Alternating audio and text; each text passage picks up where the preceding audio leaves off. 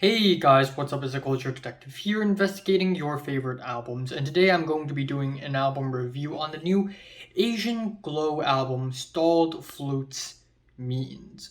So, Asian Glow is a South Korean shoegaze, emo, indie rock artist, and this is Asian Glow's latest album. Now, I've already covered his work for a couple times in the past. First of all, we have Downfall of the Neon Youth, which is a split album between him, Paranol, and Brazilian artist Sonhos Tomam Conta.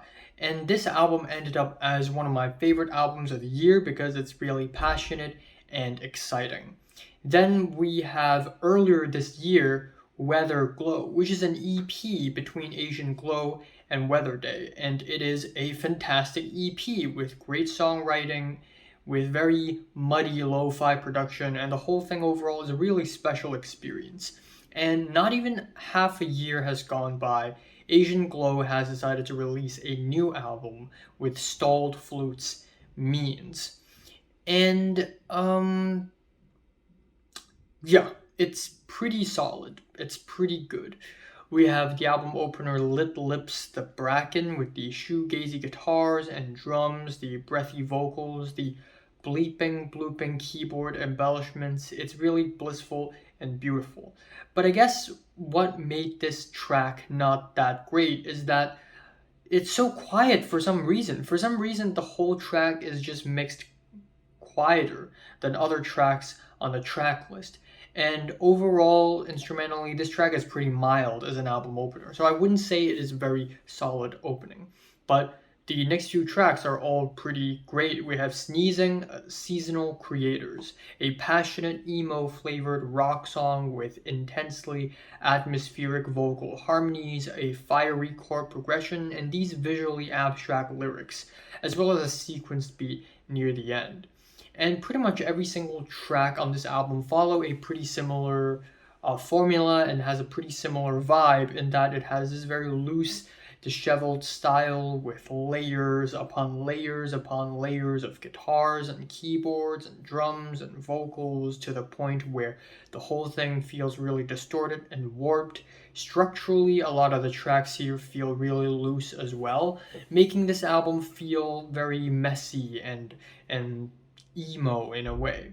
Next up, we have Faltering Waver, which is probably my favorite track on the album. We have some really rocky drums. We have very melancholic and emotional vocal layers, really melancholic and emotional vocal layers, and lyrics that are once again very abstract. And the way I speculated, I think it's dealing with trying to save someone, trying to rescue someone, and maybe themes of guilt and loneliness are explored in this track. Then we have Station Blue and Broiled Wrist with the plucky strings. That kind of reminds me of The Cure a little bit, like on the track Lullaby. And then we have the Dreamy Strings. Again, the track follows a pretty similar formula. Same goes for the next track, When Summer, with the reverby guitar crisps and a very quiet second half. Then we have another highlight on the album, Curled from the Roots Part 2, with the watery synths, the hand clap beats. The whole track sounds like it's part video game soundtrack, part electro pop rock track. Then that is followed with Sneezing Part 2, which is a 1-minute interlude with shimmery distorted synths. Then we have the title track where Asian Glow really busts out his vocal cords with the intense growls and screams. And then that is followed with Ashpit Nowhere, which is a pretty by the numbers cut for Asian Glow in my opinion.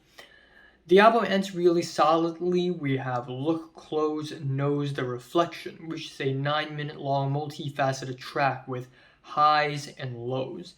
And that is followed with If It's Okay to Cry, which may or may not be a nod to Sophie's It's Okay to Cry, but nonetheless it's a beautiful emotional track with exciting swelling strings and this push and pull 3-4 times signature rhythm thing going on in the last leg, and then the album ends off with End by Forever, which sounds pretty much like the album opener except louder because the track sort of loops back in a way. The bloopy bleepy keyboard embellishments kind of return for one last time. So yeah, I would say that individually the tracks here on this album are very fantastic. Like if you just take one track out of this album and play it, it would be gorgeous. It would be a great track in and of itself. But if there's one thing I would like to say about this album that I really, really wish this album would improve upon, it is the versatility. A lot of the tracks on this album sound pretty similar with one another, without much in terms of creativity or originality. So going forward, I wish Asian Glow would make music that's maybe a bit more exciting, explosive, but more importantly, a bit more versatile, maybe. Like have quieter tracks, have noisier tracks, have weirder, more atmospheric tracks, have more straightforward tracks, and